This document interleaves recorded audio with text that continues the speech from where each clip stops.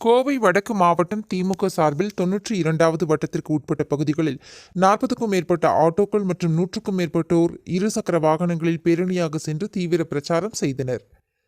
பொள்ளாச்சி நாடாளுமன்ற தேர்தலில் போட்டியிடும் திமுக வேட்பாளர் கே. ஈஸ்வரசுவாமி புதன்கிழமை இன்று காலை சுகுணாபுரம் 92வது வட்டத்திற்கு உட்பட்ட பகுதிகளில் 40க்கும் மேற்பட்ட ஆட்டோக்கள் மற்றும் 100க்கும் மேற்பட்ட இருசக்கர வாகனங்களில் தீவிர பிரச்சாரம் மேற்கொண்டார்.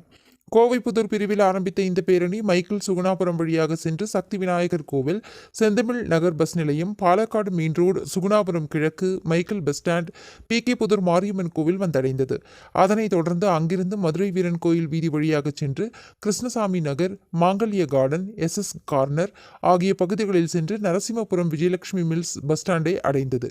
இதில் தொகுதி பொறுப்பாளர் மற்றும் திமுக கழக நெசவாளர்கள் அணி மாநில செயலாளர் சிந்து ரவிச்சந்திரன், மாநில தீர்மான குழு இணைச் செயலாளர் முத்தசாமி, கோவை மாநகராட்சி மேயர் கல்பனா ஆனந்தகுமார், கோவை துணை மேயர் வெற்றிச்செல்வன், பகுதி கழக செயலாளர் ராஜேந்திரன், வார்டு செயலாளர் சிவசக்தி, வார்டு கழக நிர்வாகிகள், மூத்த முன்னோடிகள், பாக முகவர்கள், இளைஞர் அணியினர், மகளிர் அணியினர், அவைத்தலைவர் நாசர், துணை செயலாளர் வடிவேலு, கவிதா, பொருளாளர் இளங்கோவன், பிரதிநிதிகள் சித்திக், மணிமாறன், முத்துவேல், குருவாயூரப்பன், நாகராஜ், ரகுமான், 92வது வட்டக்கழக ஆட்டோ சங்க நிர்வாகிகள், மூத்த முன்னோடிகள் மாரப்பண்ணன், நட்ராஜ், கூட்டணி கட்சியான காங்கிரஸ், விடுதலை சிறுத்தைகள், சிபிஐ, சிபிஎம், பாக முகவர்கள் மற்றும் இளைஞர் அணி, மகளிர் அணி பொதுமக்கள் பலர் கலந்து கொண்டனர்.